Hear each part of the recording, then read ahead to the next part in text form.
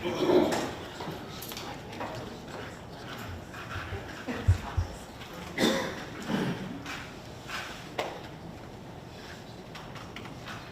evening, ladies and gentlemen. Welcome to the October regularly scheduled Board of Education meeting in the Dorset Central School District.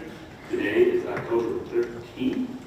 At this time, we are coming to you from the MNC in high school in Horseheads, and I'd like to turn it over to our Board President, Ms. Christine Day. Hey, good evening, everybody. Can you please join me for the Pledge of Allegiance?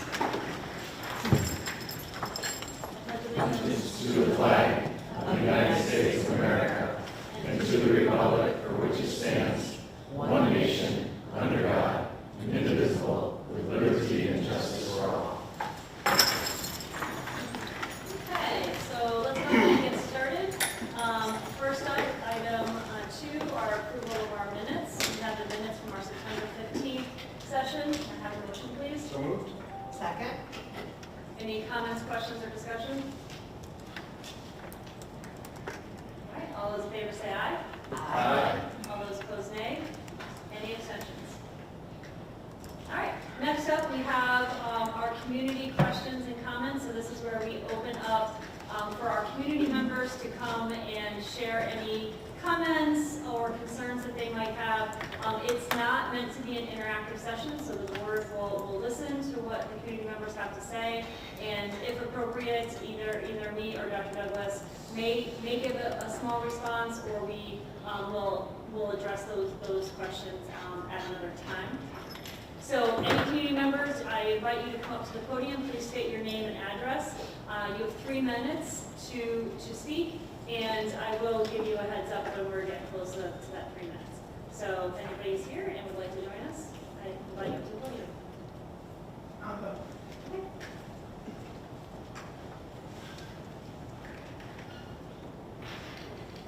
Hi, my name is Nancy McLaurin. My address is 157 Old Ithaca Road, Horseheads, New York. And I was born and raised here, went to school here. And the reason I'm here tonight is a question as far as field usage for the community. I'm the administrator, we brought AYF, which is a National Youth Football League, into this area this year for kids who could not, this is our head coach, Terry Green, coming in, but for kids who either don't attend Horseheads or public school or a school that does not have football. And we also have some kids that we're trying to redirect and get back on track where they belong educational-wise and get them off the streets. Some are Horseheads, Elmira, Breezeport, Big Flats. We used Horseheads Field this year for 2.5 hours. It cost us $500. And as a nonprofit, where we're out there selling $2 candy bars, trying to equip these kids in the community and help them reach their goals, and we appreciate usage of the field. We cleaned it up, we went through all the bleachers, there wasn't a piece of garbage left. I mean, the janitor even made the comment like, wow, no one else cleaned up like that. But our question is, it came to our attention, and whether it's factual or not, is that we were charged much more than any other small fry football or the new junior Raiders. And we would just like to know if there's a set fee, and if that fee can be a more reasonable fee for leagues like ours that, we're out there struggling. Football equipment isn't cheap. And we managed to bring this in and equip every one of our kids with 2 sets of uniforms, helmets, shoulder pads, everything. So we would just like to know if there is a set fee, or the board chooses, what that amount is. And if that amount could be something more reasonable. We didn't ask to use the new stadium. That was the old. We didn't have use of the scoreboard or anything. We put all our own markers out. We did it all. So that's just why we're here tonight, because, and I think our head coach was given one price and it became another when the bill came. So that's why we're here tonight, is just, trying to work alongside the programs that are offered and try to help some of these kids redirect back where they belong. So. That's what we're here. Thank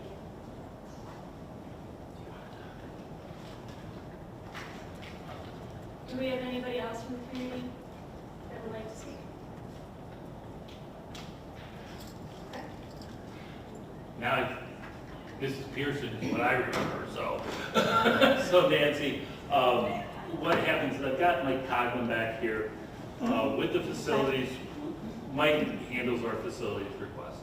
The hard part about it is the board has a policy. If it's over 75% of Horsehead students, there is one pricing. If it's outside, I think that's what you're running up against, because you do not have that for a local community. So therefore, we have to charge according to the fees, correct, Mike?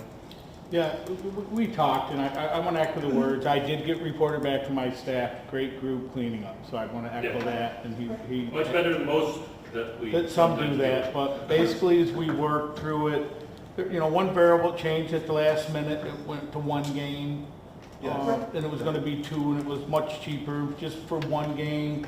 It's there. Two, it was last. It was one event, but the fees were based, Dr. Douglas, directly off the fee chart. I kind of gave estimates, or I gave you a price, so there's going to be two, and I think two would have been cheaper because a person's there. And it's on a Sunday. You know, that's double time for our staff. That's contractual. There's nothing I can do about that. Right. So They have us down for 4 hours. We weren't there for 4 hours. Okay. well, that's the one on there. I'd gladly look at that. Stop. Okay. We'll have that conversation outside, we have no problem. My suggestion is, and I hate to say this, it's nothing against Elmira Heights, or any place else. If you, and that's why small fry is one price, that new one, because of the way that they are shaping their team, they fit within it, and they're at, how would you say, it sounds horrible. Our kids come first, the rest of the world comes after that, and then sometimes there's bumping. We're always willing to work, but our fees are very much in line with everybody else's fees in the area. So I would say it's really a conversation between you, Mike, and then if you need to, either myself or Katie Pizzetti, who is our business administrator, she'll be happy to sit down and talk with us. But thank you for, we appreciate the hospitality. I think, you know, we never think of it that way because we usually have to do it all. There might be something we can consider there, but I just can't change the policy. Right. Not a problem. Thank you for your time. Thank you. Okay, so moving on to the next part of our agenda, our student representative report. So Tatiana. Oops, sorry. Good evening, members of the board and the Horsehead community. I am Tatiana Kopp, and welcome to the student representative report of today's meeting. There have been a multitude of exciting activities occurring at Horsehead throughout the past month.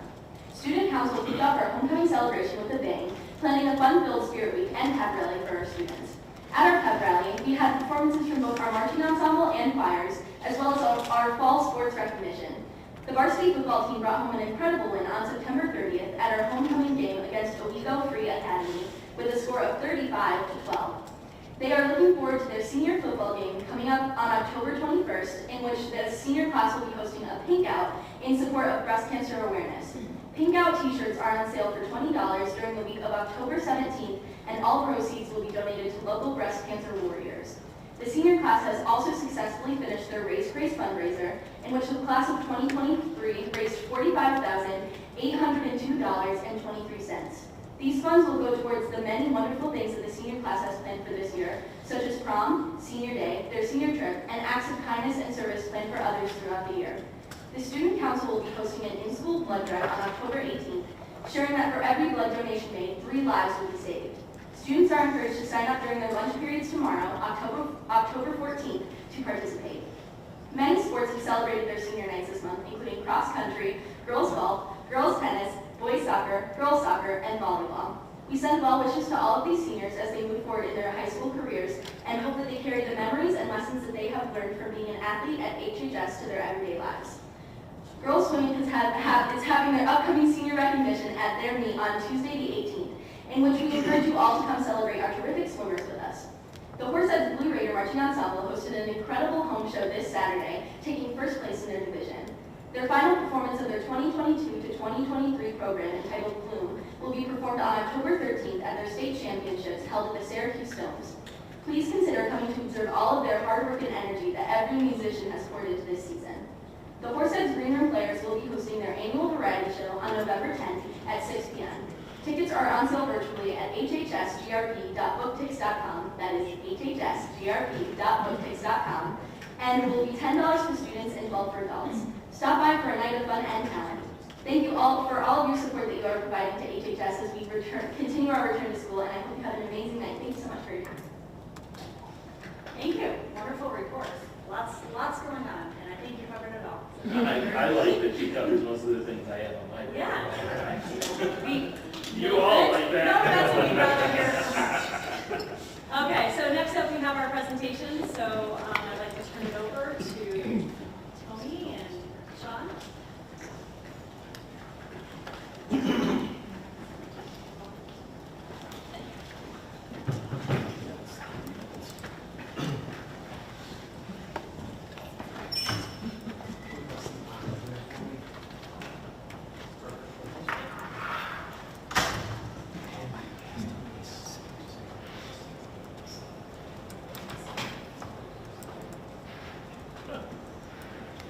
All right, so just give us a moment. We'll get loaded up to our support campus page here.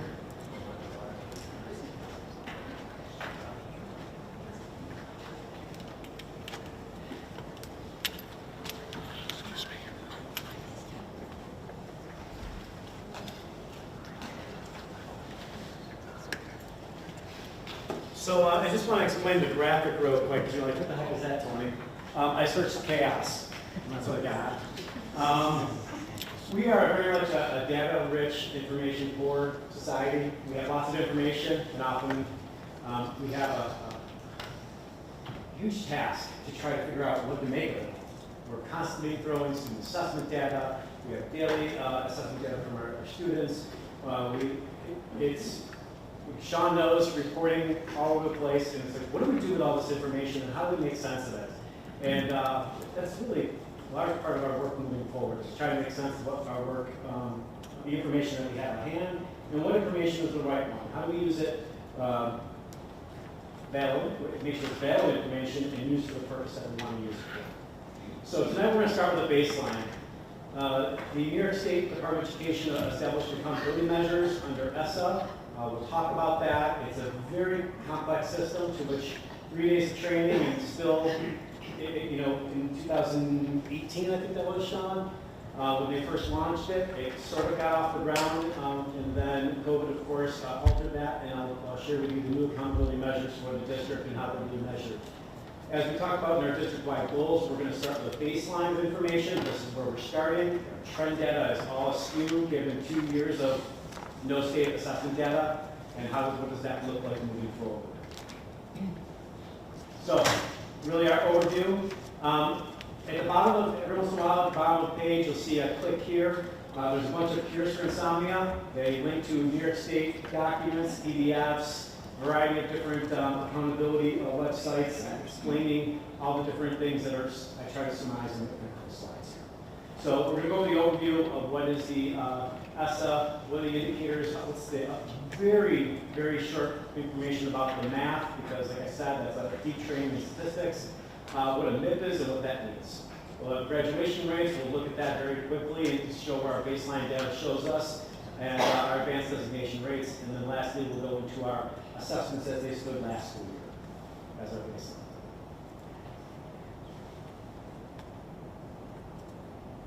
So, ESSA overview. ESSA essentially comes from the federal government, the Every Student Succeeds Act. It was a law, as you can see, I won't read to you. New York State put in for it, and we received, as a state, $1.6 billion that goes under ESSA, and we have to meet the requirements that the federal government says we must, and that includes accountability measures to show growth in students. The indicators that are selected by this are listed here. They want us to look at these categories of student achievement as marked by ELA, math, science at the high school, social studies, assessments, state assessments, high stakes, one-day snapshots. Student growth and school progress is based on our 3 through 8 scores. academic progress, you think it would be the same, but no, it's not. That's specifically referring to targeted math and ELA in our 3 through 8 and very specific measures. Our English language proficiencies, our graduation rates, 4, 5, and 6 year at our high school and district level. They are 2 separate things that are measured. Our chronic absenteeism, which is marked by 10%, student missing 10% of their days, and then the school year. And then what's called college, career, and civic engagement, which is still being vetted out, and the information is still being created to give us guidance on how we're going to be measured on that particular aspect. So the intent was this. In 2018, the state said in 5 years, there's a plan to raise student achievement by 20%. That was the goal. It was a 5-year plan, very solemn. They were just saying, okay, this is where we need to get in 5 years.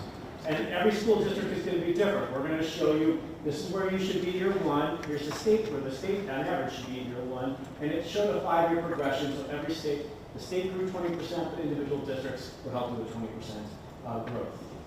That long-term goal is referred to as the 20%, and then we have that state yearly goal, which that's spread out. So these measures of interim progress was towards the aspiration of achieving that 20% growth in our assessment data, as our students' proficiency in assessment. There's a mathematical formula I'll show momentarily that basically takes most of those factors, and you're given a 1 through 4 base, and if you follow a matrices and several different matrices, if you stayed out of the low ranges, your school was good, your district was good, and you were not going to have any accountability list. This program was different than was prior. Some of you might remember MIP and other accountability measures prior to this. This was what replaced it. There are goals not only for the schools, districts, but subgroups. Some of those subgroups include white, black, Alaskan, Native American, multiracial, Hispanic, Latino, Asian, Native, Hawaiian, other Pacific Islanders. The incomes would include just a measurement of low income by free and reduced lunch. There were other factors that were determined, could have been foster care, military youth, homeless. The key to these individual subgroups is 15% of your population must meet the criteria of that subgroup to be measured upon by the state. In other words, if you didn't have 50% of your student body in a particular building at 15% of the overall, then it wasn't counted as a subgroup to be measured by the state in this program. So they make that as their mark. So we don't qualify for many of these markers given the demographics of our community and of our students. I also have students with disabilities. So a formula is put in place, and basically you'll see this number of students at level 2 plus the number of students at level 3 times 2, and plus the number of students at level 4 times 2.5, all divided by those continuously enrolled, and there's caveats to that we don't have to go with all the specific details. That number kicks out something and is translated into a 1 through 4 and measured up against your measurement of progress. And if in any given year you're supposed to grow, at least achieve the state, and but more importantly, achieve what the state has told you should be achieving if you're above the state average. So level 2s, as you'll see in a moment, talk about the different levels of state assessment. The state is moving to 5 levels of assessment in many of its regions. There's just, I think, the science are the only ones that are not now 5. So that formula is going to have to change to represent the 5 levels now. This goes and is a carryover from the 4 levels that we still see at the 3 through 8 math and ELA, as well as the science 4 and 8. So we have these measures for every building. High school has specific ones, and the district has specific ones. So we're measured as individual buildings and as a district. We get 15% of a subgroup, then we are measured against this state average, this long-term goal of growth. And in 2018, it was determined that our district-wide students with disabilities did not achieve the MIP for that category. Therefore, we were put on the list.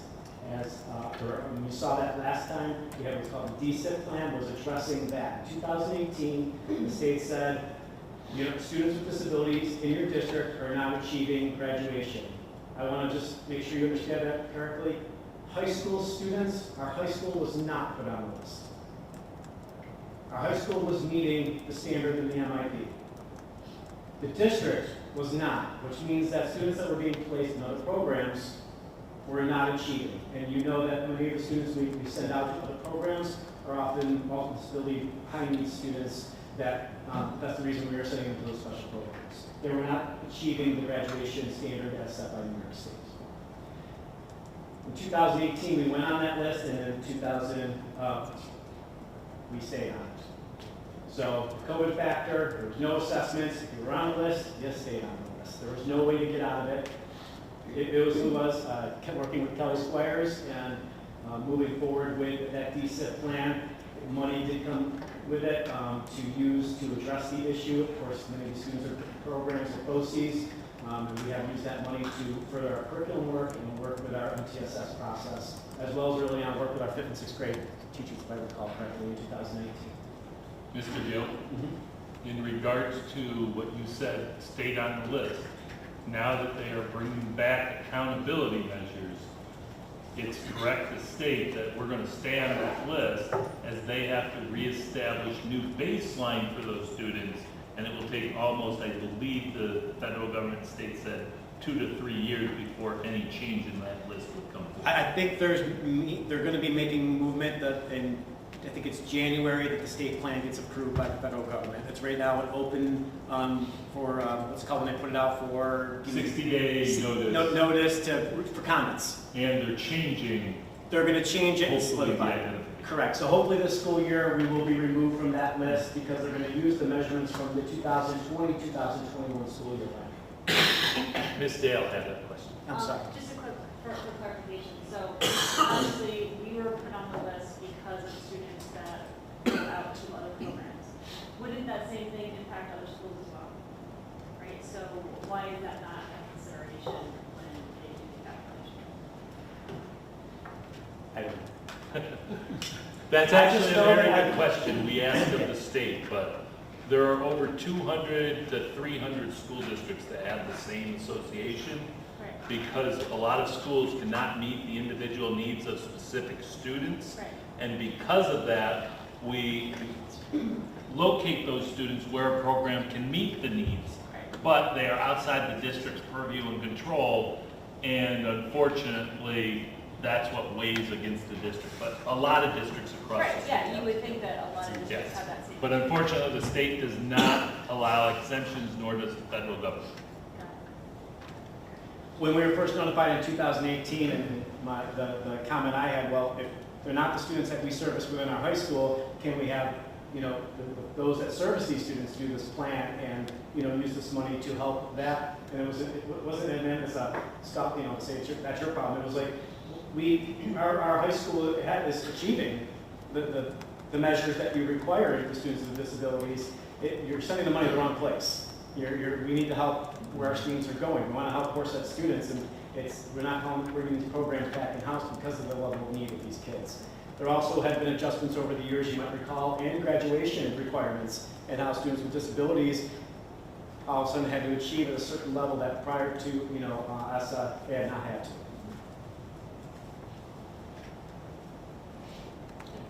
So currently we are on track to be removed as a targeted district as a reset. At the bottom there, you're going to see a link. You can read that memo as it goes live, and I think it's later this school year. Once we're removed from the list, is there like a probationary period?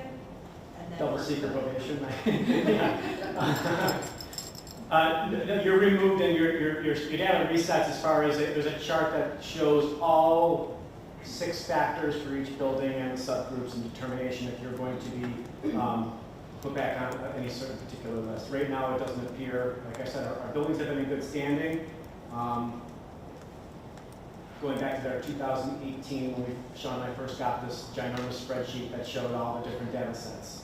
So Yes, go ahead. after the reset, what the state is saying right now at this point in time, they're going to be looking across the state at the lowest 5%, lowest performing the lowest 5% in the whole state, and that's it. Like, if you're at 6%, then they're not even looking at you right now. They are targeting the lowest 5. And you're going to see that with the COVID change. So they realize, as you see from this chart, level, elementary, middle, high school being the acronyms there, the accountability indicators are the ones that were referenced in the previous slide. This is okay. Significantly missing data when it comes to growth measures because you have to have 2 exams to compare against. We only have 1 year of data to compare. So no growth measures can be put in. Graduation, they believe, is valid and reliable. And so you can see that list, which because of that, SEA is the state education agency, so the federal government is saying, you have to, the least performing 5% of schools that are receiving Title I are going to be the focus of New York State moving forward.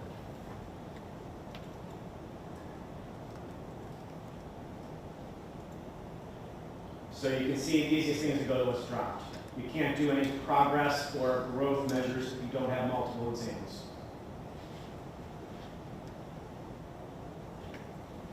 The idea and the math done behind the curtain is that there are growth measurements to show from year to year a student comparable in this school district to a student comparable in another district, what their growth is on a particular assessment comparative to each other, and they aggregate is created, and it's said, okay, your child in your building did better than others in similar circumstances and subgroups of other districts that are comparable. So it's a model we don't see the math on, we're simply given the number of what the expectation is. And this comes in form often as well as teacher evaluation scores through this program as well.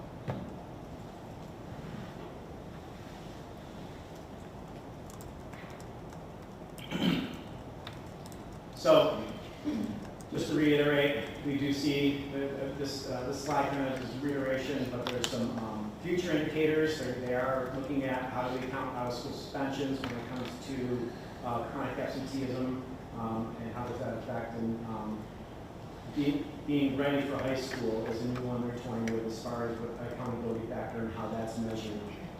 Again, right now the state uses assessments. They use their 3 through 8, and then their science 4 and 8, soon to be 5 and 8, and the high school Regents exams to determine what you see on this board.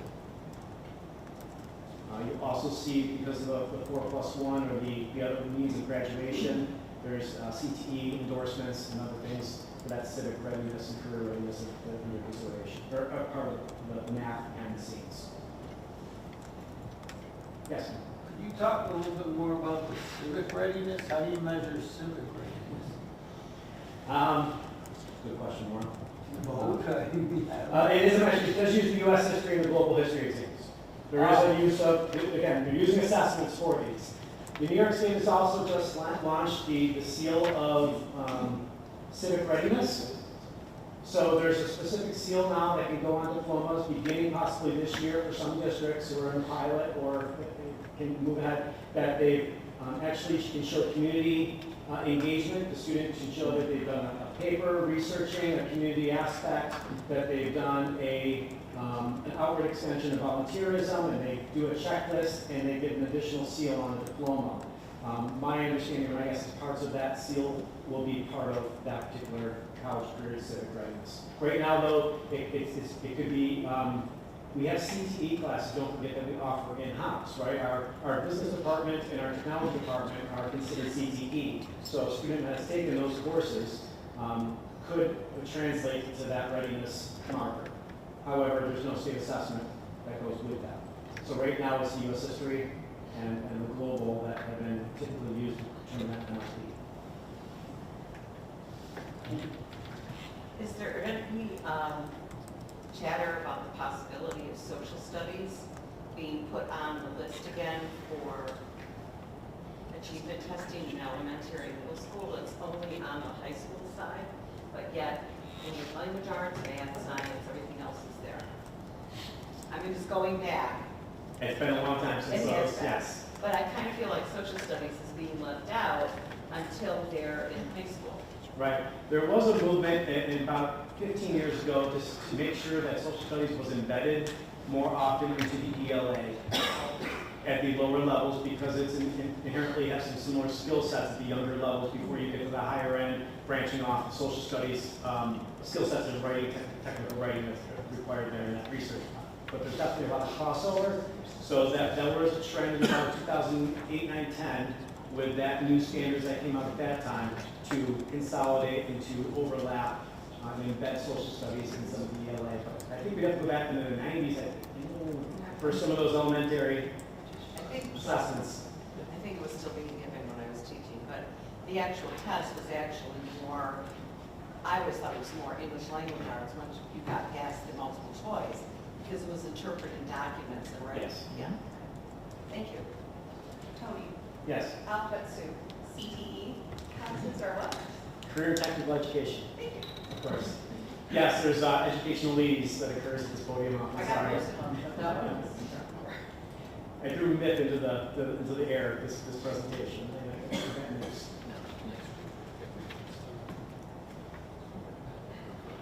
So, what I can share with you to finish off this idea is that we receive a data set, and we will receive a new data set based on our current performance as a reset of where the state averages according to their calculations and their MIPs, and what we need to achieve now in this 20% growth factor, given the COVID hiatus of assessments. So we're expecting to see those new long-term numbers and the expectations of growth.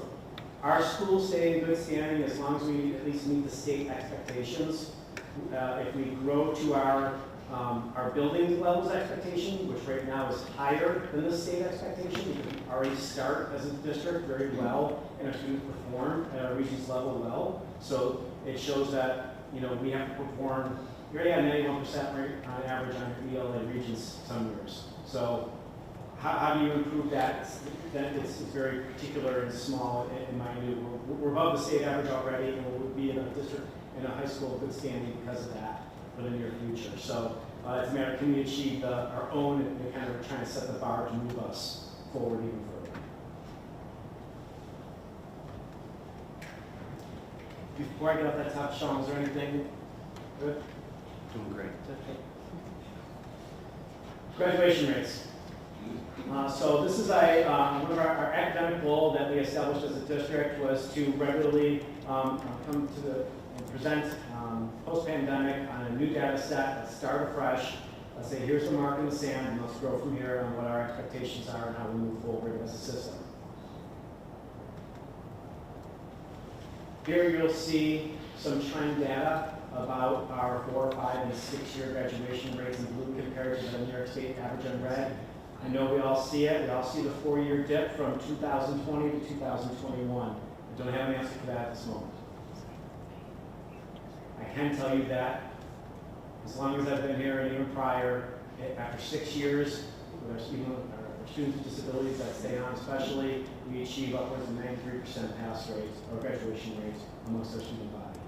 We have a very low dropout rate, and we often send our students successfully forward with the New York State graduation requirements.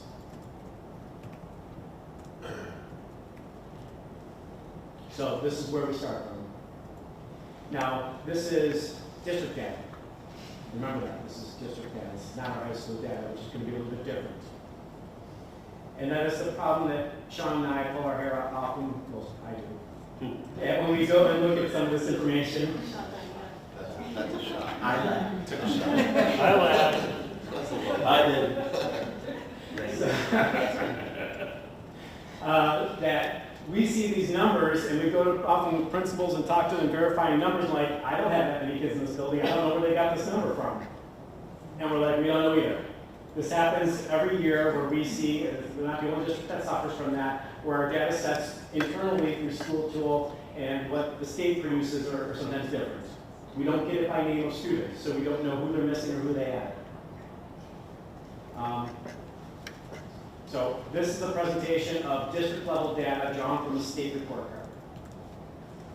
So Tony, I have a question. How do you figure out what happened with the drop off? Like, how do you figure that out? Well, you know, Is that what we're getting through? no, you know, I'll go to Chris and George and we'll look and we'll say, okay, let's look at the list of, in 2020, of students that we had in that cohort and how many graduated, what's our internal percentage in our high school, and do the same thing for 2021 and see what the real numbers are internally for our high school. And then if we see that same dip in that graph, then we're like, okay, now we can address it and look more deeply on what didn't they achieve and why didn't they achieve it. And did those students stay on for a 5th year and they currently enrolled and trying to achieve a diploma? Do we have resiliency and do we have the students retaining to complete their requirement? So if our numbers don't match and we're like, we have 93%, I have no idea where this number came from, then it's going to forward BOCES data and say, okay, is this a similar issue to why we got put on the list in 2018? Because it's students that are sent to other programs outside our walls. So that would be my first step, is to do that. Like, one of the big things is during that dip is definitely everything was related in COVID time. We normally have only so many students that go into homeschool. We had students that just walked away. And then on top of it, we had students who went to homeschool and that they showed that they substantially completed. They aren't on our records, but because they're a part of our cohort, they still are on our records too. So that's always the hard part about you're asking the right questions. You look at the question and then you try to dig and find out. 4%, I mean, it looks steep, 4% is 4%, but 4% of a class of 300, 12, could be 12 students, right? So that's the hard part. The big thing, Tony, is this is a 4-year, 5-year, 6-year of which cohort? 2019. No, it would have to be like those that started 9th grade in 2000. Just give me a second. For 21, 20, 19, 18, 17. You got it.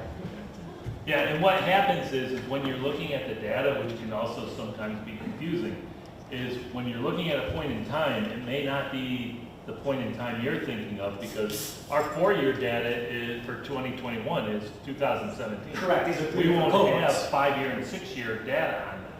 But if you follow that 2021, that 5-year data is actually 2016. They went out at a certain point. If you look back here at 2016, where were they at 2016? 2016, we're at 84% of the graduating class. But if that graduating class continued on, you'd see it substantially rise or rise in a similar pattern. These patterns have a tendency of being the same. Even if you didn't have that dip, you might be at 92% at 4-year, 93% at 5-year for that same graduating class, and at 6-year, maybe 93.5.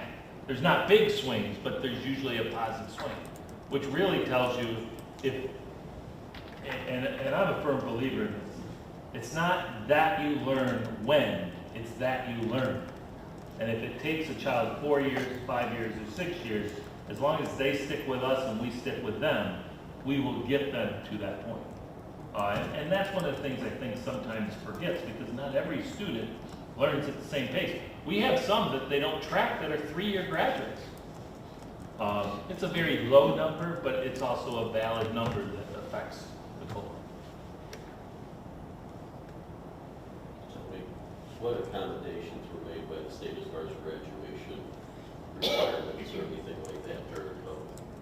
Is that a package? If you stuck with us, you did your studies, and you got a passing grade, for the most part, if you were a junior or senior during those 2 years, you graduated. The assessments being removed as requirement for exemptions. Okay. And there continues to be exemptions that we work through with the Yep. counselor's office and Chris, as far as some of those outlying years and students that are coming into graduation. All the way, Chris, this January is the last time we deal with those exemption statuses? The special appeals will go through June. Through June. Yep. So there's the state has recognized that there's instances related to COVID of a cohort that still might need, and they can appeal to get the exemption from the regents all the way through June. So the state assessments being removed was a large part of that. So your current average. And that's one of the reasons why across the state, you saw the graduation rates across the state did what? They increased. But that's why the state's having the discussion on the viability of regents and commencement outcomes in that way. but that's a couple of years off, we've been told at this point by the commission. One thing we have a very proud tradition of that continues is our advanced regions diplomas and diplomas with honors. We try to have the highest percentage in the area by far as far as students that graduate with this distinction. You can see at 57% in the cohort 2017. That means students that entered 9th grade in 2017. And how they trended over 4 years. This means that you can see on the left, and there's a link at the bottom, if you like to follow along, talks about all the different diploma types. But they achieved some of the highest assessments. Many of them go on to achieve more than 85% on those given assessments or get additional seals on their diploma of recognition for with honors. They also have to meet sequences in either art or CTE or a district-approved course of study to achieve this distinction. So, continue to have impressive numbers there with our student population.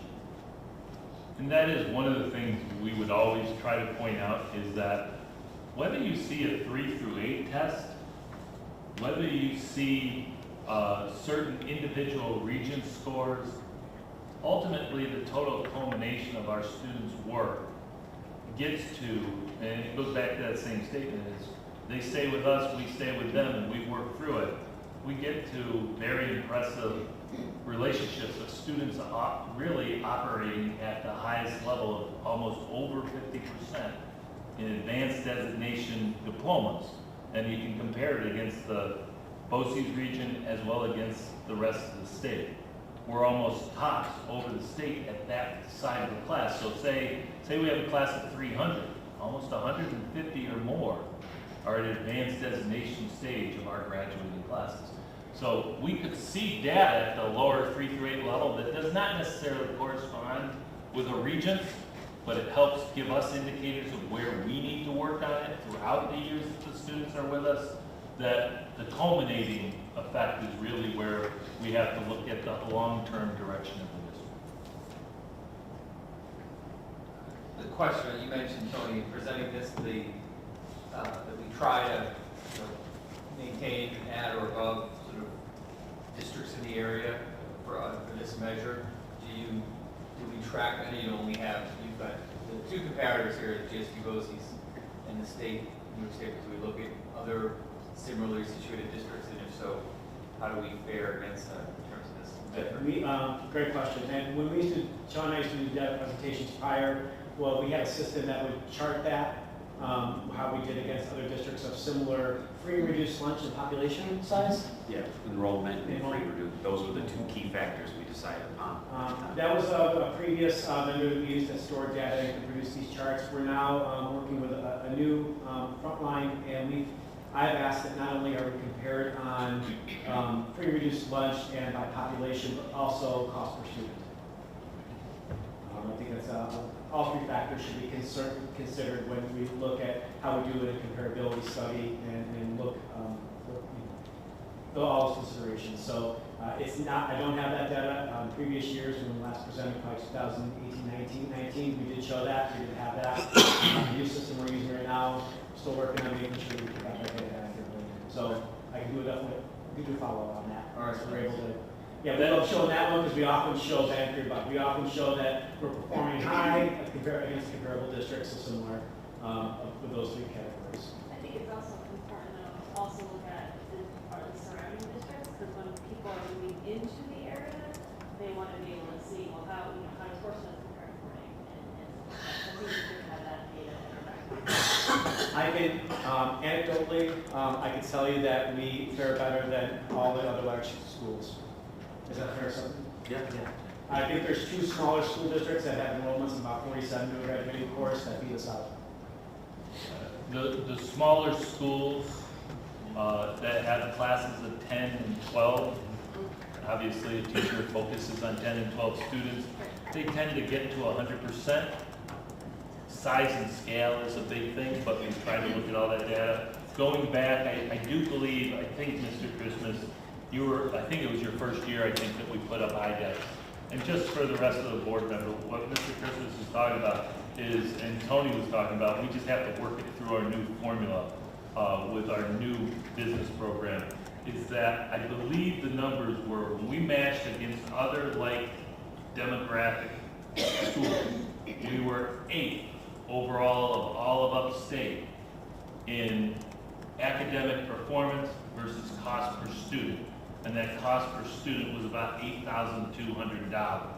And what it was saying is that we, as a district, got one of the best bangs for our buck, being 8th out of, I think it was 120 different schools. But I can't be specific, but I remember that data.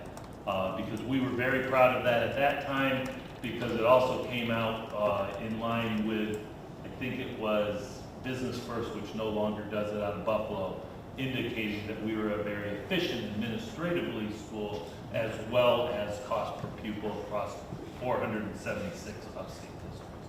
But I think it's a good thing, because I don't think people realize we try to manage fiscally as well as we try to manage academically to produce the best product so that our community invests in us and keeps investing in moving the district and the community forward.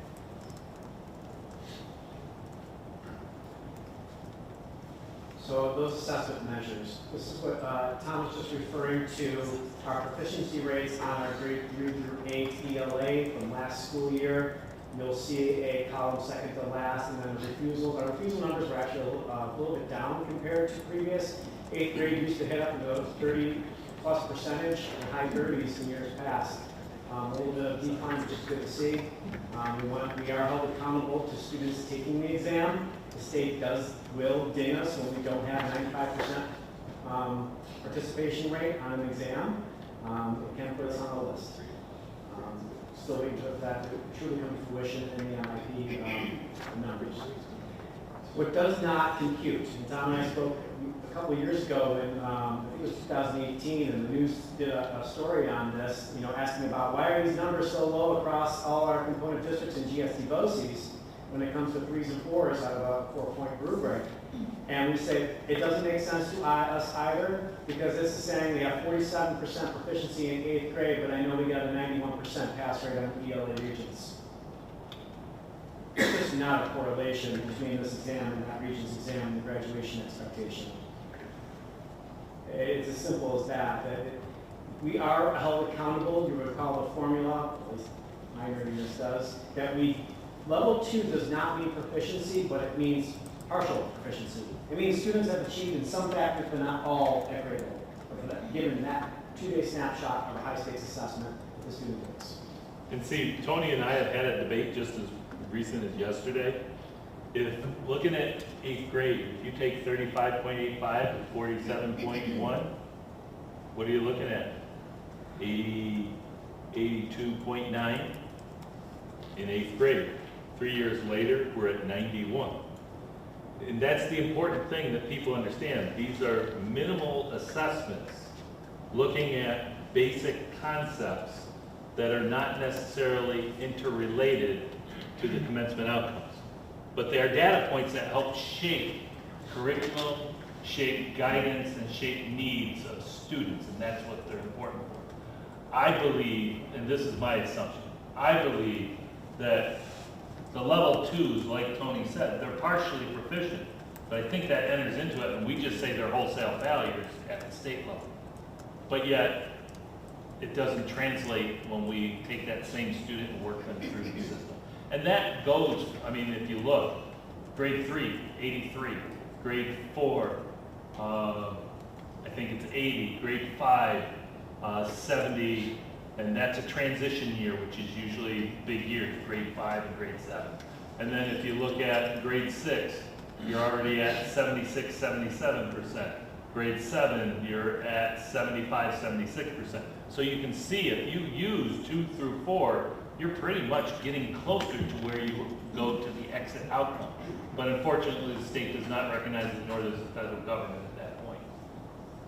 But yet they recognize that any level 1 student, we must provide RTI to. And any level 2 student, we should try to. And there's always been this informal, the lower level 2s definitely get to, the higher level 2s, they're okay.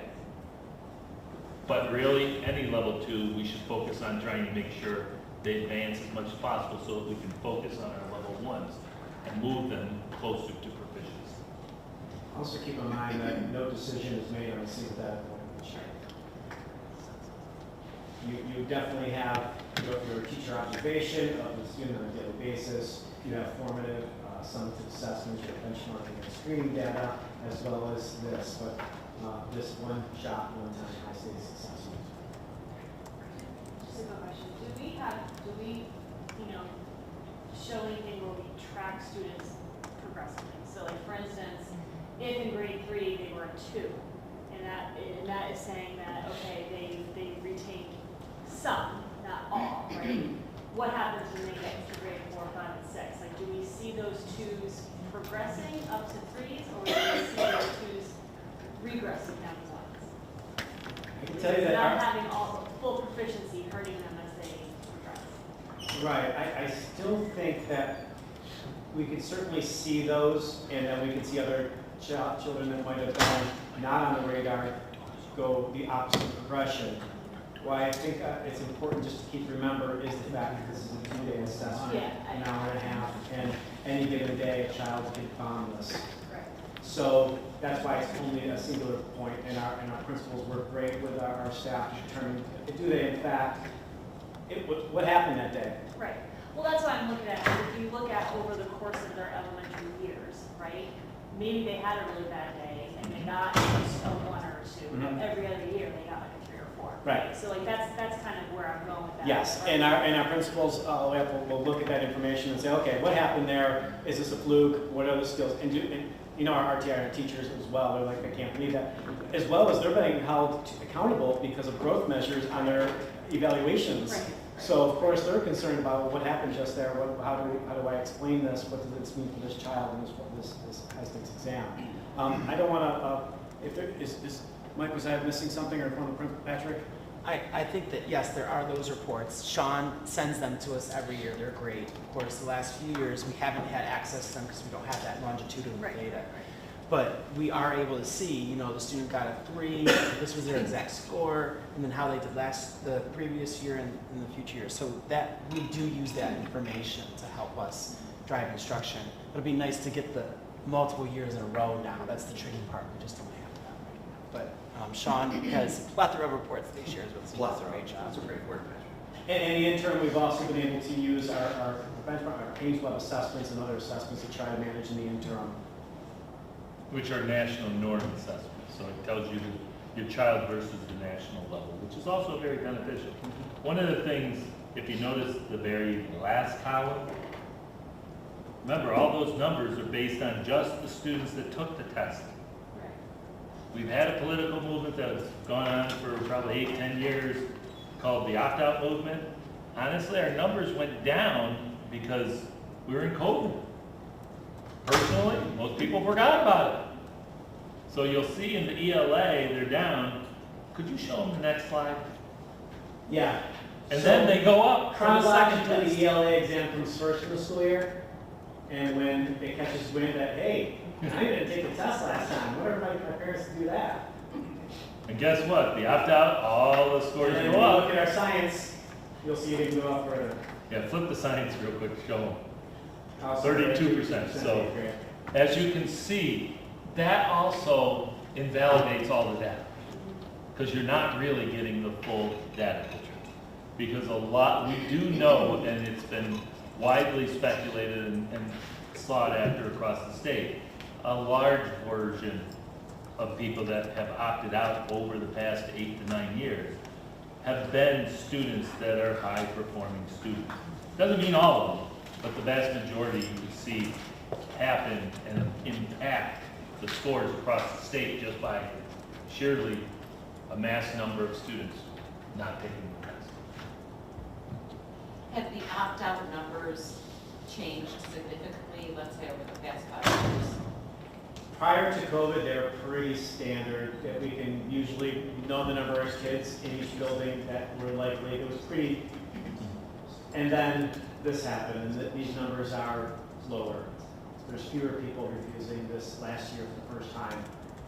I shouldn't say that. I think our elementary 3, 4 would say that those numbers aren't atypical. They usually have 3 or 4 students that would, on average, would opt out. I think our biggest change was at about 5, 6, 7, 8 this particular year. Mike, fair assessment as far as your numbers? Yep. Fair. Because normally those will skyrocket into the 20s and 30s, and even some years 40%.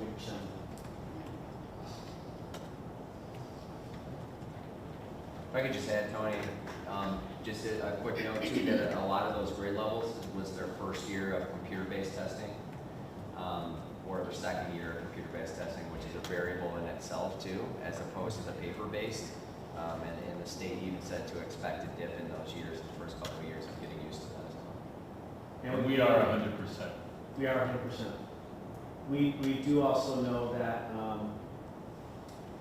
some of these measurements of these students against other students is also skewed in whatever way we're not exactly sure, because there were districts that were still 100% remote upon this test being given last year, and what did that mean to the numbers and how it all washed out in the comparability model. It's baseline. The numbers aren't too different than what we've seen in previous years as far as the 3, 4s. They are down slightly. Some of these are the first time these kids are taking a test in 2 years. The assessment also was not a full, was it the 1 day? No, what was that was 1 year was 1 year was 1 day. Now it's back to 2. No, it's back to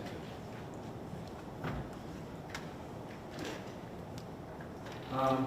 Science, we continue to excel here in science. We are doing revision work on that. We have been partnering with GSD BOCES with our FOSS kits and our investigations. Tiffany and our STEM mentor have been looking at some of that work and really charging with what's essential. Let's ensure that we are, they can be very bulky tasks to put on for a teacher to use those STEM kits. We're trying to streamline and look at some of the more essentials and build, like we've worked at our curriculum. What is the essential learning and how do we backwards design from that, and then create possibly kits ourselves in the future. So it's conversations like that. Robert Lynn, about 30 years ago, in a little paper he called Assessment and Accountability, talked about assessment and how we change standards.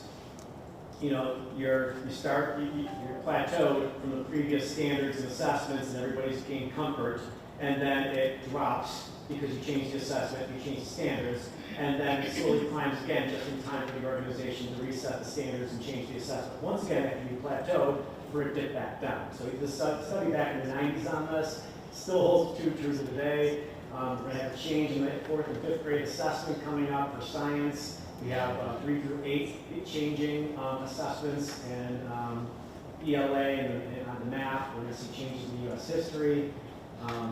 And then we'll stay steady for about 15 years, and then we'll change the standards again and change the assessment. And our goal as a district, if you recall, is always to stay a year ahead. You know, we pilot programs, so it's not D-Day, the year of that assessment. You know, we've been working with teachers and teacher leaders to create these this work a year ahead of time so that they can get comfortable with it before it's, you know, it's the year that they're going to be held accountable in their evaluation.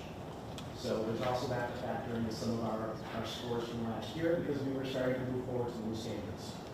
And it's important to note that over the past 9 years, the assessments have changed 3 times. From our former assessment, the Common Core, to Next Gen. And yet we've never fully implemented any one of the last 2.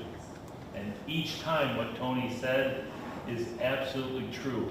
Statistically across the state, people in the very first generation of standards were getting very good. Scores were going up. They changed the Common Core. Scores immediately dropped by 20 to 40%. Then they started going up, even with the opt-out movement, and then they went to Next Gen, and then COVID hit, so they sort of took a double, and now they're just trying to restart accountability. So those are all factors in it. Doesn't matter about those factors. We know how we're trying to address our students to get them to that commencement outcome. So you see by proficiency or partial proficiency at level 2 and adding that level 2 into that proficiency column, it makes sense that when we get to our June regions, we see the numbers of proficiencies that we do, typically in the 80s and sometimes low 90s in some of our assessments.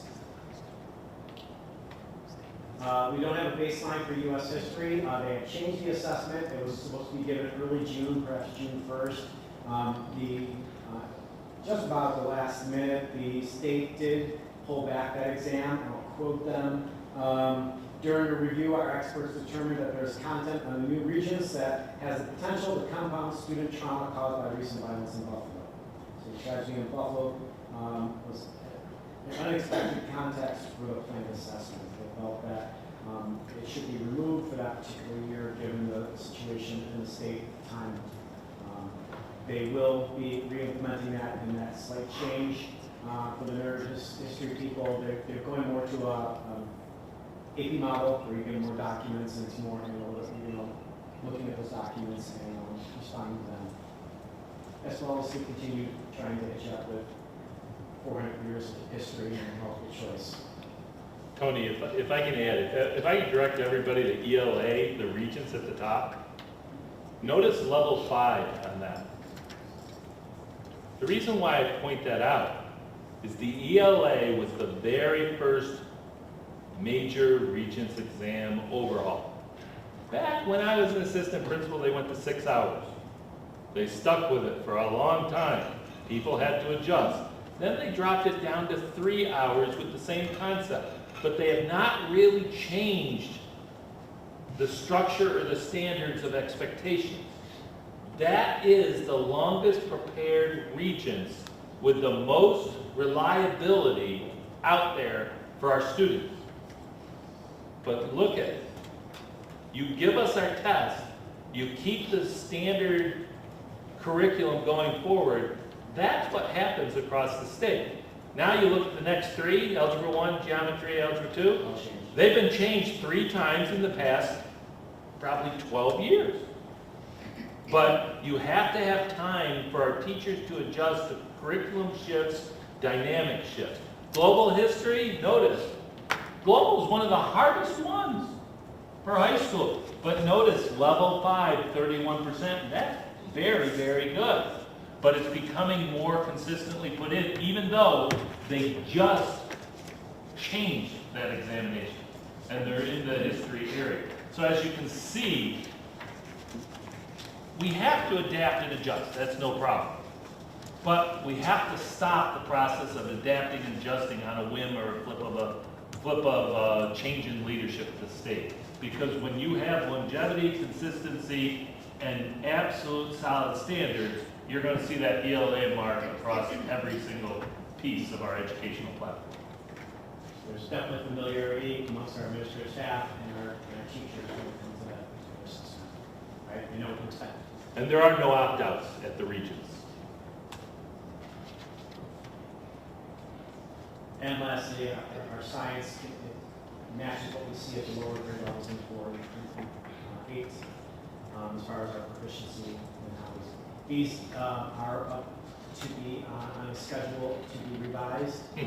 Present that information next time we meet, show you what that those standard assessment changes and what they're going to look like and when they're going to happen. How we'll try to anticipate them early and assist staff with those changes. Those have now we only go up to performance level 4 and then the others go up to 5. That's just the difference in numbers for. They're the older exams. And when they get redone, I would anticipate them to be on a level 5. And then we'll see that shift in the dynamics until the staff get accustomed to the new requirements.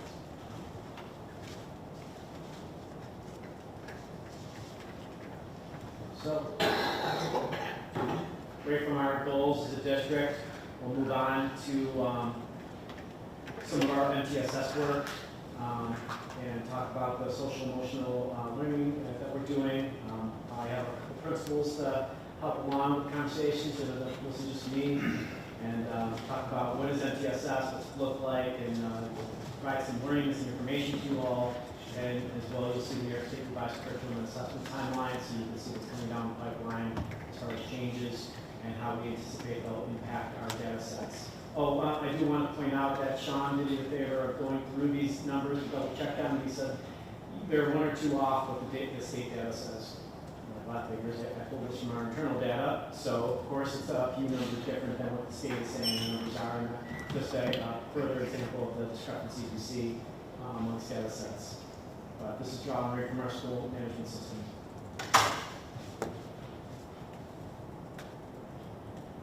Ladies and gentlemen, how are we doing on data presentation so far? Is this what the board expected us to do? You can see we're going to be continuing it, but we just wanted to check in with you. At this point, we know these presentations will be longer. We're trying to get them to 30 minutes, but they're usually about 45 to an hour. Because there's a lot of information to share and openly discuss. Any comments, thoughts, or things that maybe we're missing, or what you'd like different to see? I thought it was excellent. Christine, I think, brought up a very good point where it's important that we compare ourselves to other neighboring BOCES schools, even if we don't quote exact schools in the surrounding areas, but I think we should compare ourselves. I mean, years ago, we did that. We kind of made it public on our website. I think when a lot of families moved to the area, not only do they see the buildings and they can hear and they can talk to people in the district, but I think if there's a resource where they can go to, click and kind of see how we stack up against other schools in this area or against the New York State schools, I think that's super important. I think we all know that as we are able to attract and grow our district, every kid we draw in, we get more revenue from the state. So it's a good thing, and then we can offer more things to our students. So I think it's a potential revenue source, which is hard to get in the school system. But I think it's a revenue source. If we can attract more families to our district, and I think we do a lot of amazing things here, and I think we should just make it visible to more people that are moving to this area. And just adding upon that, we did our Vets Day the other day, and I know right now that comment really rings true, where districts across the state have been going through sort of a decline or a bottoming out of their enrollment. I'm happy to say, we're up 67 students across the district, and we went up by about 20 last year, so we are seeing some growth in the area, and it goes back to the board's vision as well. If you build it, people will come. If you have the school system and you have a fair sort of tax base for that school system, and of course, that always depends on anybody's position on the tax base. We feel that we've been lowering it and people are resonating to it. So that's what we're hoping to continue doing. I think that comment is also helpful. I know Sue will be getting busier and busier as people start to change over once we get through the situations that we are with the economy right now. Mr. Chris. Yeah, I think it was, as you said, it's lengthy, but to me it's well worth the time spent to review it, and I appreciate the effort that went into putting the presentation together. And I understand, from the beginning we were talking about kind of reestablishing baselines, and so it's really good to see where we are. I think over time, as the data would allow, what would be particularly helpful would be to see, as been discussed, here's where we are in comparison to Corning, for example, or in comparison to whatever other district we sort of see as our benchmarks and competitors, frankly. And then also, I think it would be nice to layer in over time, here's what we have as a goal. Like if we, we're trying to get to 70% of something and we're at 50, but knowing where we're trying to get to. And so we see where we are, but we see it in comparison to others that we feel like we compete with, and then we see where we're trying to get to. To me, that would be the, as it evolves and we have more data and can show all those metrics, to me, that would be particularly helpful. We start building the layers. Yeah. Sort of like ogres have layers, onions have layers, what I'm talking about. See? But building those layers will help over time. It's just like the question in regards to, okay, our third grade's here. How does this data relate to that third grade after the fourth grade assessment, the fifth grade assessment, their sixth grade, all the way through? If we could ever get the state to keep it consistent, to see, okay, in third grade they were here, fourth grade, fifth grade, all the way to commencement, what is that longitudinal growth and development to that commencement part? Because that informs how our curriculum is doing, no matter what. And that's where the adjustment is. So, thank you. Sure. Yes, sir. I love data. This was wonderful. I'd like to see this kind of thing. I have two questions. One, is there any way to get a breakdown of the demographics?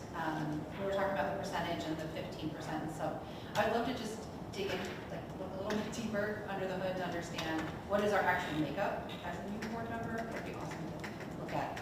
Maybe I can find it somewhere. I just don't know. No, it's only sent a couple of us as far as the demographic information and talk to Tom about what we want to share out. It's an extensive document.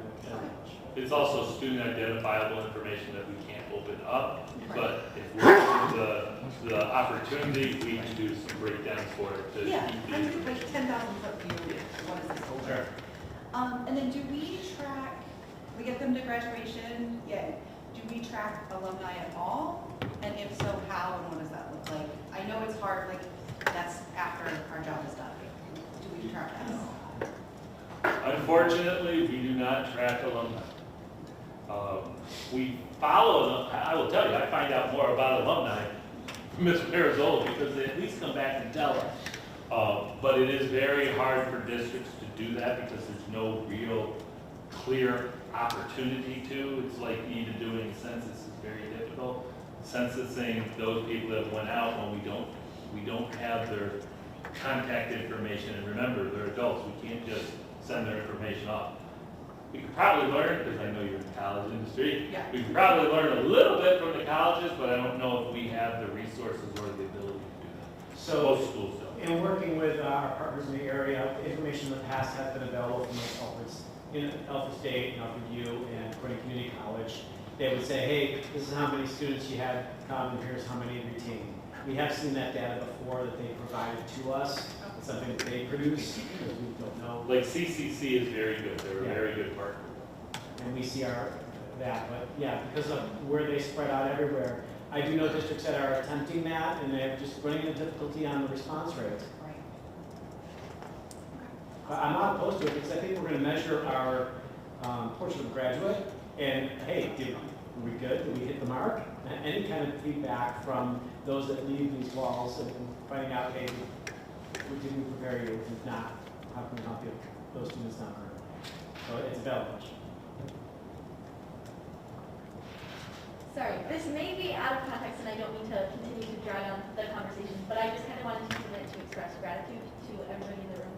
Because before being a member of the board, I think I knew in my head that a ton of work went into making our school the best that it can be, but I don't think that I understood just how much you guys were like pushing and like pouring in the work to make sure that our education and like the world around us is a good place. So I just wanted to express from the whole student body gratitude. That's awesome. Thank you. So. I just want to echo, I love seeing this data. I think this was great. And I don't, I've sat here 2 hours long.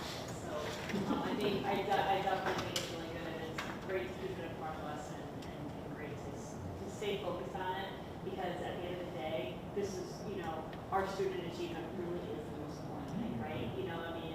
It's not as visible as everything that we're doing with construction and stuff like that, but it actually is the most important. And so I think this was great. And I know this is just one day, right? Or 2 days Right, of so that- assessments. right.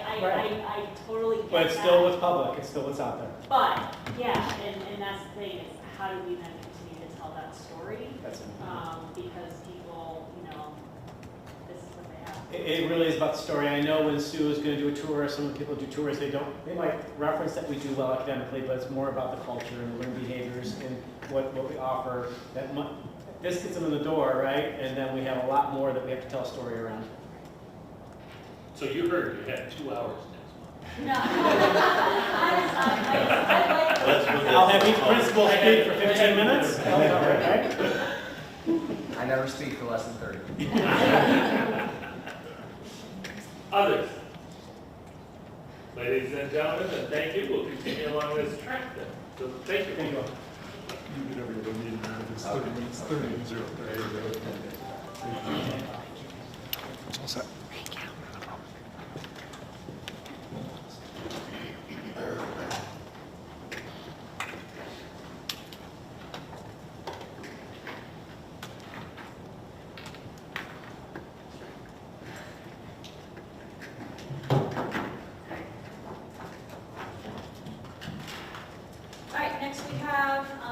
superintendent report. Thank you, President Dale. Couple things. We're in discussions with our SROs and safety across the district, with the villages and towns, as well as potentially upcoming with the county. And we will update the board as we go. One of the things that just came up in the past couple of weeks is the fact that the district has gone through a major construction project. In addition, as we are coming to closing now on the first phase at the high school, we have some good opportunities for students to see the new environment. However, whenever you have some new opportunities, you also have some new challenges. At our high school recently, and I know this is out there in the public because we heard it a little on social media, but I also know that the high school principal addressed it, is that we've been having an increase in vandalism in brand new bathrooms to the tune of anywhere from $20,000 to $50,000 over the past 6 months. This is highly unacceptable and will not be tolerated. I believe our high school principal has put out that we are trying to do it with a little dignity and respect, but we also have to understand that vaping is another problem, and vaping with THC is another problem. This is illegal, not allowed federally on our school grounds, and will be handled with the utmost of discipline. We don't like to sound that way, so we need and really ask for the parents to discuss whether your children vape, you know it, you do not know it, please discuss it with them and keep it off of this property, out of our bathrooms and out of the vehicles and so forth. It does have potential legal consequences.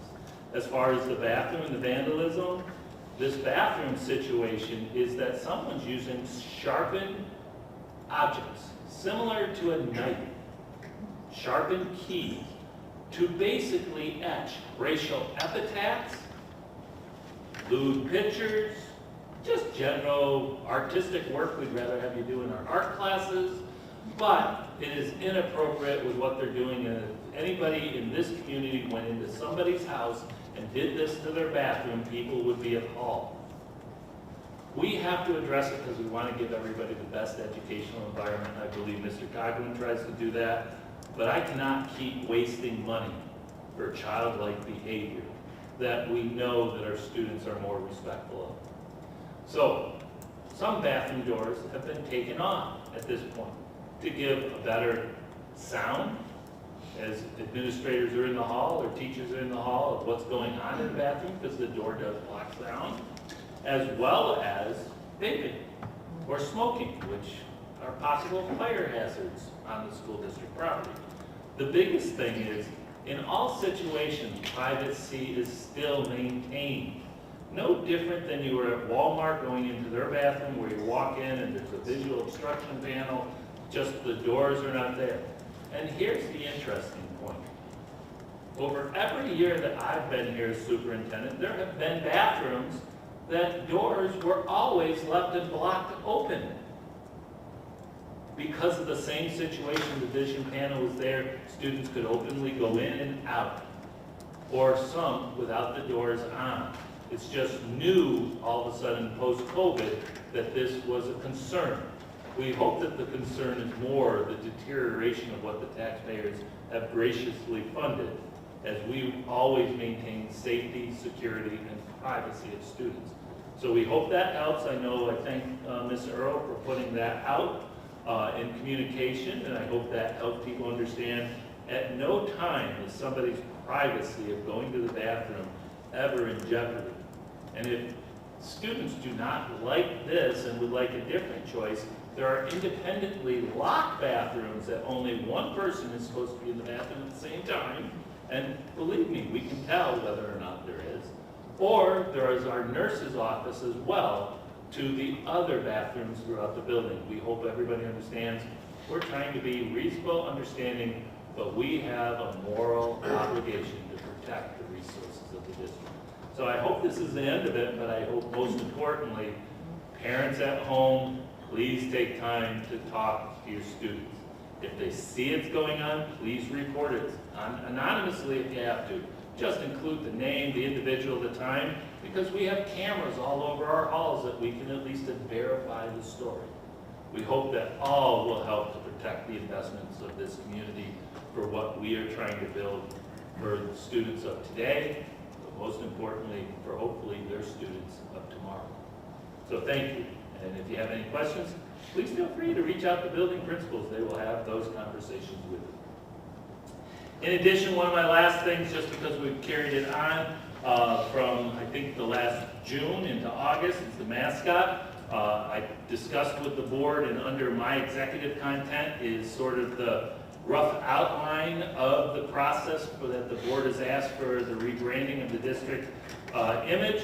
And I will just read slightly just so that the community knows once we make this public, depending on how the board gives me direction tonight, we will appoint a committee for the district to lead the process forward.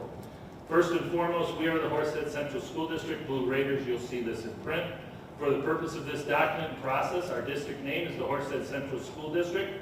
Our nickname is Horsehead Blue Raiders.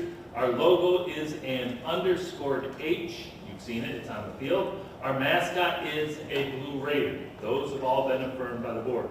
Our logo is what we use in various places such as letterheads, uniforms, and spirit wear. We have used the underscore H as this logo. The mascot is currently the visualization of a Blue Raider. The Board of Education has established that the district's nickname is to remain the Horsehead Blue Raider, and that the updated image to represent the Blue Raider will be created and used going forward, starting in the 2023 school year. In 2017, the district began its revitalization through Horseheads 2030. The board wished to develop an updated image to reflect the renovations and updates happening across the entire district. Over the years, there have been several visual representations of the Blue Raiders, but there currently is no official board-approved mascot image. Please note, some images used in the past are trademarked by other organizations. The Board of Education agreed that these images can no longer be used due to the potential for financial exposure and liabilities for the district, as well as any individual or any group utilizing a copyright or trademark image. The Board of Education also agrees that the underscore H should continue to be used as the logo of the Horsehead Central School District. The image being developed through this process will not replace the logo or insignia, but be used in conjunction with the underscored H to represent the district and Blue Raiders. An image, logo, or mascot can mean different things. As an example, the Elmira Pioneer is the name of the local baseball team. Their logo is a circle with the name and a Pioneer image in the center. Their mascot is Stitches, a baseball with arms and legs, the visualization of their name and team. Ultimately, that's the situation, and the district currently has mascot images that have come from various activities, teams, bands, and other community entities developing their own version on the Blue Raider image. And those examples would be shown, such as the one before 83, the H, the Denver Broncos logo, the Horseheads 2030 logo, a student's drawn horse, and so forth. None of those are wrong. Those are going to have to be in the past as we go through this process. The process that I'm proposing to the board is the district will seek images from the Horseheads Central School District school community, both in an electronic and paper submittal process, and that will be used and submitted by those artists or people that we wish to submit an idea. We will promote that submittal process to stakeholder groups, social media, school announcements, school district emails, phone updates, and websites over time. The submission process will be closed by the Board of Education, and they will review all submittals. Once they have reviewed the submittals, they have several options to make. One is legally, the entity of the board can just put into place the mascot. I do not believe that is the ideal that this board would like to go down that road, but that's one ideal. The other is to place a few selected mascots approved by the board up for a possible final selection by the student body, and they would establish the voting process and so forth. Another is we put it up by the student body and just the alumni. And then a third is by the student body, the alumni, and the general community.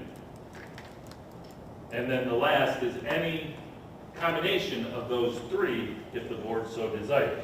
My recommendation to the board is that you open this up to the school, community, and its alumni in a set procedure that will be established with this process going forward. Once that is done, and if the board adopted that, where there's a vote of the community and the school and the staff, the Board of Education would officially recognize the district branding with a timeline for full implementation in 2023 at the conclusion of the voting process, which would be towards the end of the year. Does the board have any preference to any of the processes that I've laid out for potential, where my recommendation is open it up to students, community, and alumni?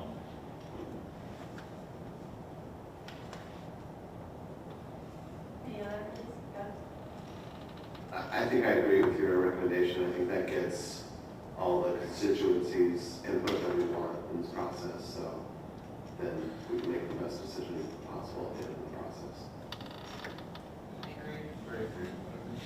So as the board, I'll remove the board will make the selection except at the end, how you determine it. The board, just so the public knows, the board ultimately has decision rights over what's put forward, but everything will be shared with the board that's submitted. So ultimately, I will remove the other three and then finalize this so that the process is laid out. We will develop the process submittal form over the next month, and at this point, I will move forward, if I get the okay from the board, to start a mascot selection committee consisting of administration at each of the building levels, as well as our athletic office, as well as our extracurricular leaders, as well as I'm probably going to talk to Tatiana about maybe a student or two to help out as well. Okay, thumbs up? Yeah. That authorizes me to move forward, so we will move forward with the process. That will take over the whole course of the year leading up to our board elections and exit polling where any mascot voting would occur. So, yes. I know I brought it forward to the board last month as far as my concerns with the H underscore is not trademarked. I believe since then, a local financial institution has taken it upon themselves to use our school district's logo along with all the school district logos in the region to create their own financial instruments that have no association with the school district except it's wholly branded as our school district. So I would ask the board yet again, like I did last month, for the district to look into copywriting the H with the underscore, as you just mentioned.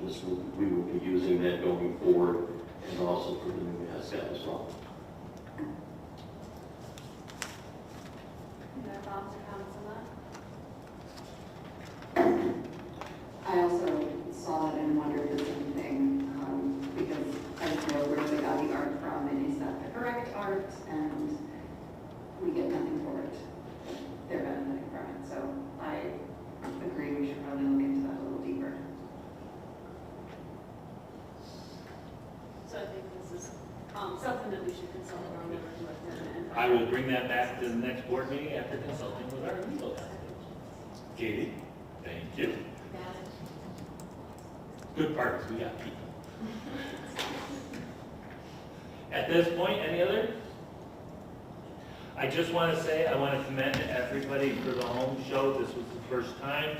I look forward to seeing it evolve, and I know we are working on potential recognition of a new booster group for that as well. I know Ms. Gazzetti's going to be working on that. I always get the numbers wrong, 501c3 formation, which is good as we go through some of that, so you'll be seeing that in the future as well, because that's a recognition piece that they are in collaboration with us, and it also acknowledges that they will be subject to audit and yearly financial statements, so that the board can keep track that if you're raising funds in our name, our students' names, that you still have to work with us. You can't just operate on your own. And we will be putting that forth with all of our booster clubs with 501c3s, as well as trying to work, again, continuously with our student booster clubs that are in-house. Overall, it was a great night and good weather, and I look forward to that coming each year going forward, and hopefully we get another date that's not a Columbus Day weekend, because we want to get more and more here to support it. I think financially, the district took care of this year's show, so that we can see the finances for this show ongoing over the years. So I want to thank everybody for their help. I know sectionals are coming up. I know academics are coming to the end of either the first 6 weeks or the first 5 weeks, so please look for them out there as they are coming home. And if you have any thoughts or concerns, please contact your building principals or your counselors and set up times to have professional discussions back and forth. And no matter what, as you see by the data, as long as we all stick together, we will get every student there. Thank you. Okay, thank you, Dr. Douglas. All right, next up is the president's report. So first thing, we have the NISBA conference that's coming up the end of so 2 weeks from now. But prior to that, we actually have the voting for the NISBA resolutions that Mr. Johnson is going to be our representative. So I just want to open it up if anybody has any questions or discussion around those resolutions, so Mr. Johnson knows how the board feels that he should vote at that meeting. Warren.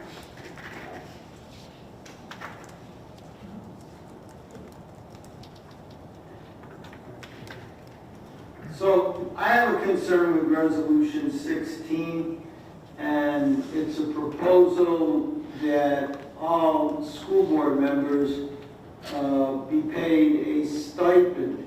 And it doesn't really lay out a process, but I think school board members voting on a resolution to give themselves a salary is less than desirable.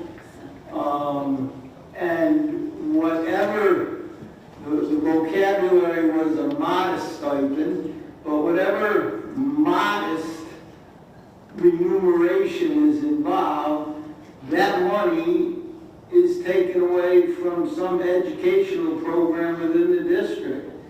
I think we all understand and volunteer, knowing what the word volunteer means. We all have a desire to improve education, and we did this knowing full well there would be no remuneration, so I'm opposed.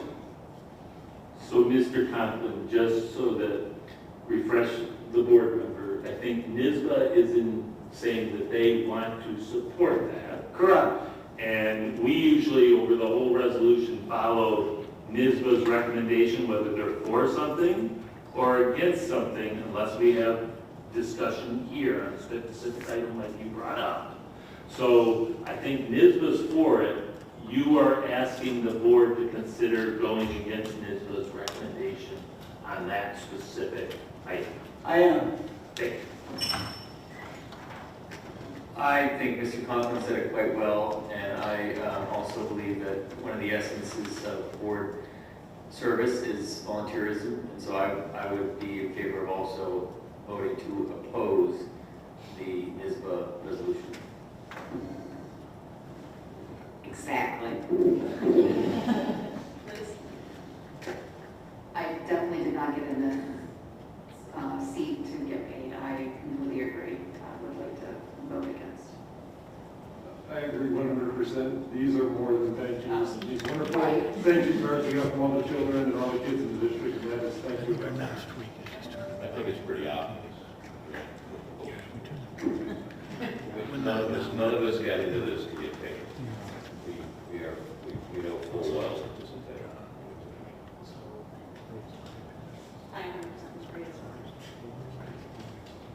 I'm not going to be the only one.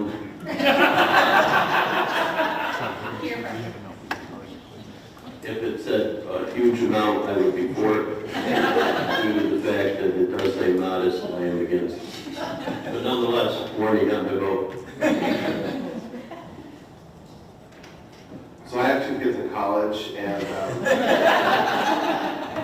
so I'm still opposed to it. It's not what we got into. So I'm frankly surprised that the NISBA recommended it, because they've pointed out over the years how elected officials and school boards, basically do it for the right reason, while other quote-unquote politicians may do it for other reasons. So I'm opposed to law. I think it'll be an interesting discussion, and I look forward to our next board meeting for you to come back and let us know. I'd like to just share a little story. Not this recently time that I'm on the board, but a previous time I was in line at Jubilee cashing out.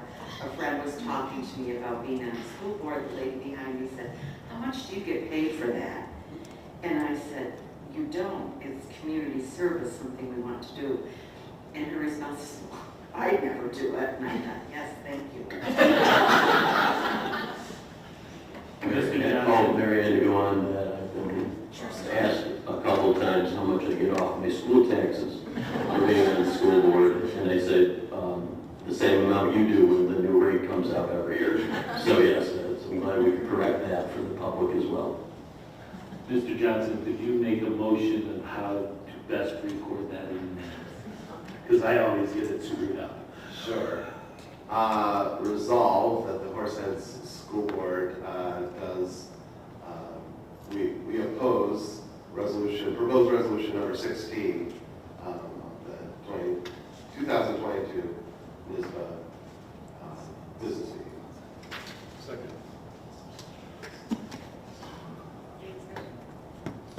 Okay, all those in favor say aye. Aye. All those opposed, nay. Any abstentions? Okay. Thank you. The only other thing I just want to say is, and I'm glad Mr. Lynch held it up, so I didn't realize before I came in tonight that this is School Board Appreciation Week, and so it's really nice to come in to all of these handwritten notes and drawings, and it does just, exactly, this is all that we need, right? This is just absolutely incredible. And so thank you to all of the administrators and staff members and who encourage the students to do it, but then, well, more importantly, thank you to all the students who did provide these for each of us here on the board. They really are special, and I know on nights that we might get frustrated, if we all kind of put this in our little bags, and we can just pull these out, and it brings a smile to our face. Make sure you read your bottle of water. Okay, and the bottle of water, we are happy to recognize you for all that you do. And it's with the H for happy, 2, the number 2, and then O, so our H2O. So that is really, really, really, really special. So, clever. Thank you. My new administrative assistant was Oh, that's very Terry. strategic in this. Very nice, very nice. I just want to thank Tatiana. That was such a wonderful thing that you said after the presentation about how hard the teachers, the administrators, and how we all work hard for this. Really appreciate it, Tatiana. Thank you. Absolutely. I mean, I was just saying it because I thought that was it. Thank you. All right, so moving on, we didn't have an audit committee this past month, but we did have a policy committee, so turn it over to Mr. Johnson. The policy committee met on October 6th. We have forwarded 3 policies for first reading: public conduct on school property, public participation at board meetings, and property tax exemption for solar and wind energy systems. We tabled further discussion on policies regarding assignment of students to classes, schools and classes, and policy board meetings conducted via video conference. That's about it. All right, thank you. Moving on to our finance items for action, we have 8.02 through 8.15. Can I have a motion, please? Second? Oh, sorry. I didn't hear it.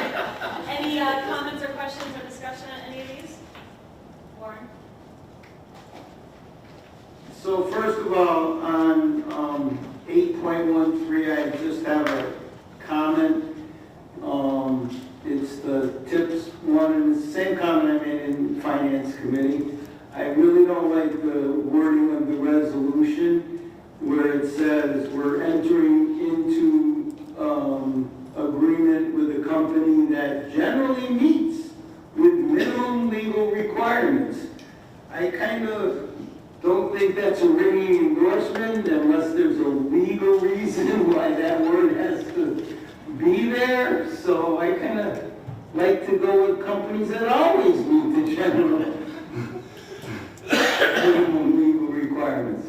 So that's referencing not the contractors that we would contract with for the work, it's a reference to the organization itself that's the cooperative.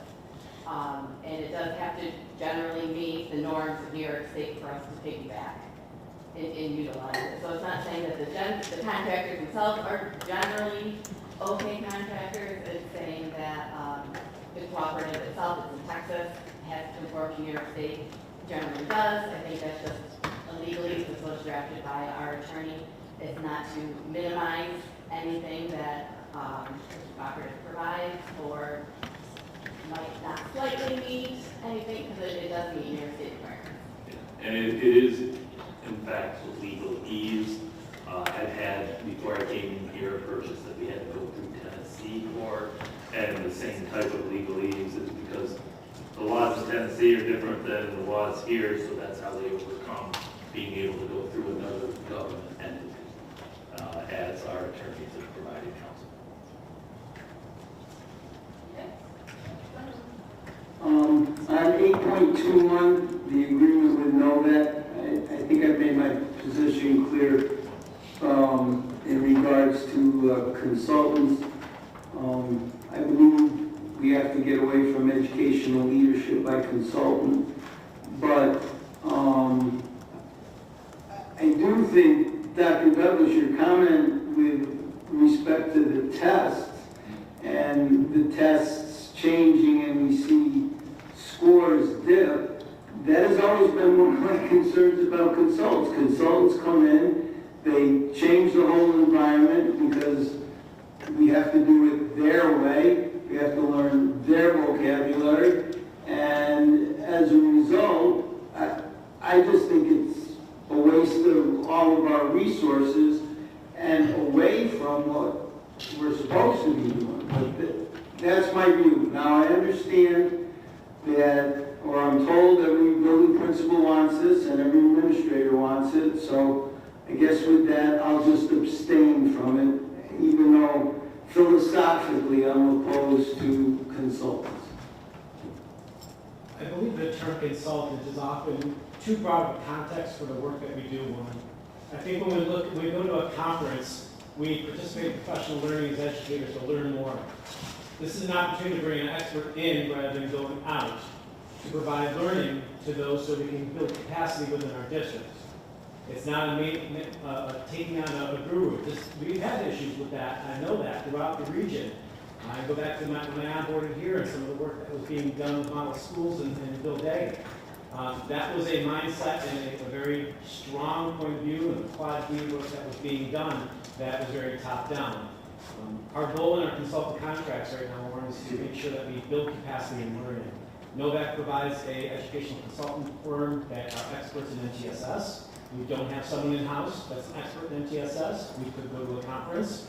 This is a money saving to bring it in-house so that our administrators and our team can then again turnkey this information. We also contract for additional hours of virtual training so that hopefully we can bring in teacher leaders into that learning as well. So this is often the consultants you'll see that I'll bring forward almost always are going to be that professional learning to build capacity with it. And I do understand, I think we've had this discussion several times over the past 8 years. We try to minimize, but just like we're getting ready to do a major district-wide census, there is no one in the district that's going to be doing that. And that requires us to get a company or a consultant to provide that, just like our transportation services. So we try to do it as smart and efficiently as possible, but that is the nature of some of the work that has to be done, where we are not the masters of all trades, and we have to look at, for those individuals, where appropriate. And we should safeguard the district like we've said. I do believe in this. We only get billed for the hours we use versus a flat fee, which is what was the past. And we don't usually get that, but we're happy that we were able to do that because if we don't like it, we can just end it. but we've had very good success at this point that we want to bring it to the district instead of going out to seek it. In addition, we also want to bring it to our teaching staff, which have been very energized in what we were doing, from what I understand. Correct, Tony?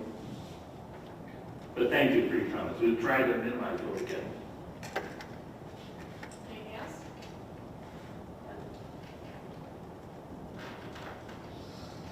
As a BOCES employee, I'm going to abstain on 8.07.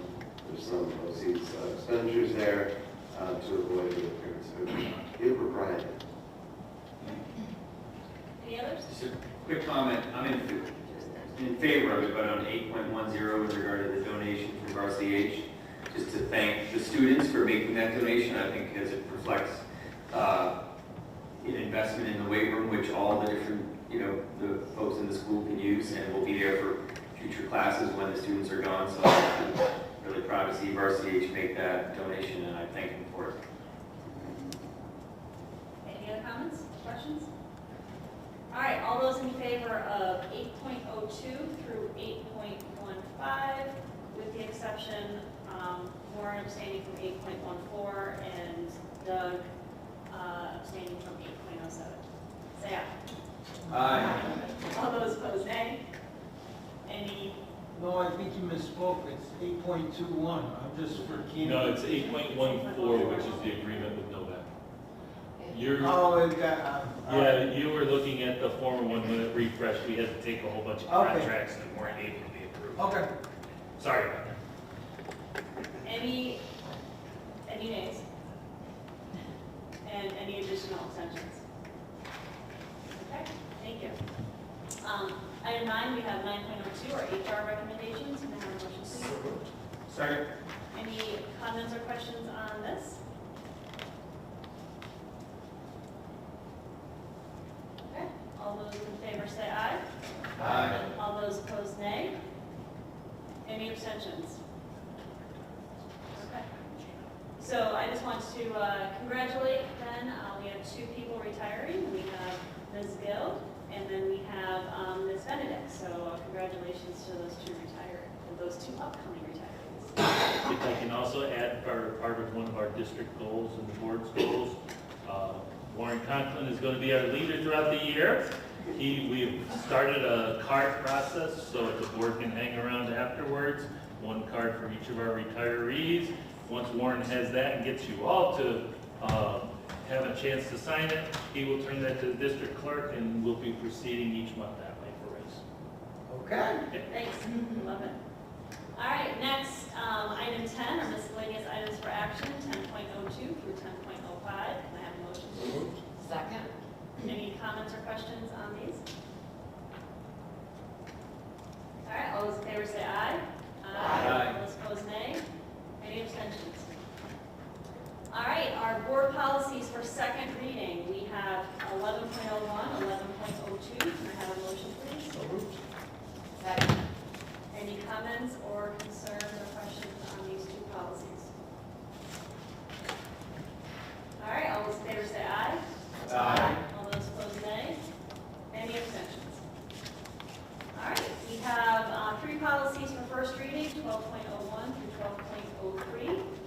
Any comments or questions for these to bring back to the policy committee so then we can vote at the next meeting? No? All right. All right, lastly, take it to our board comments. If anybody has any comments, Jan, anything? Open it up now. All right. Just want to state one thing, Dr. Douglas touched on, the marching band show recently was tremendous. A lot of work went into it. It was a beautiful night. 5 bands performed. It was a great evening, and the field looked amazing, and all the performances looked great. So it's good to see us host a performance for the first time.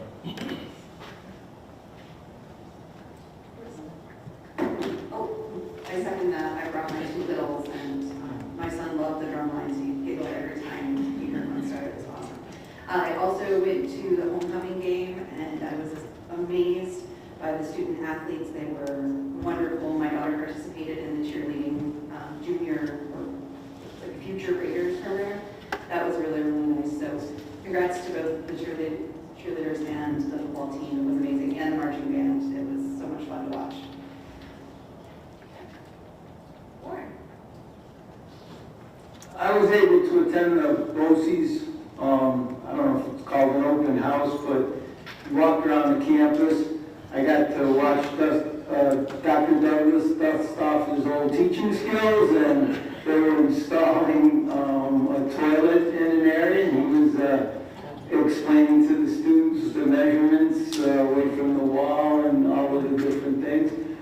But at the luncheon portion, the welding and fabrication classes made plaques for all of the districts that were represented. So I came home with 3, and they're not mine, but I figured I'd bring them to the board meeting. And we have 2 students in the welding and manufacturing from Horseheads, Spencer Kane and Laura Satterley, and they fabricated an H. They fabricated the old horse's head that were in controversy over. I keep seeing that thing everywhere.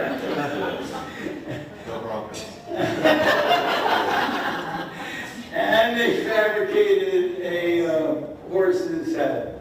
So it was a great event. I thoroughly enjoyed walking around and seeing all the different career and technical education opportunities that were offered. Oh, and if anybody wants to know all of the Horsehead students, I have a nice little handout with pictures of all the students in BOCES, from Horsehead. Nice, thank you. It's extra funny with the Broncos. I have a baseball cap that I had purchased as part of a spirit wear many years ago that has that logo on it, and it's the most comfortable hat I have, and I wear it all the time. And every time I wear it to an event, Dr. Douglas You run sees into me, me. and he gets really upset with me. But I really love that hat. It's really hard. Dr. Douglas, I would like to ask the board to look into trademarking your logo. I'm just hoping the Denver Broncos come to play the Buffalo Bills so I can take it. You and your family. I love this hat. All right, any other comments? Okay. I was able to go to the GRP fundraiser. They had a baked goods sale at the Do It Center. I was able to get a lovely shirt, which I recommend everybody to. Little Mermaid, I'm looking forward to seeing that in March, and I would like to give a special shout out, not to the tenacity, to you with the board, but to the chocolate chip mint cookies that were top notch, and thank all of the GRP people for doing that. Okay. All right. Sorry. I just wanted to thank you all for the kind words that you give. I thank you for the recognition that you see of us putting hard work into the events and showing up for us when we put them on. So it just means a lot to me. Thank you. That's it.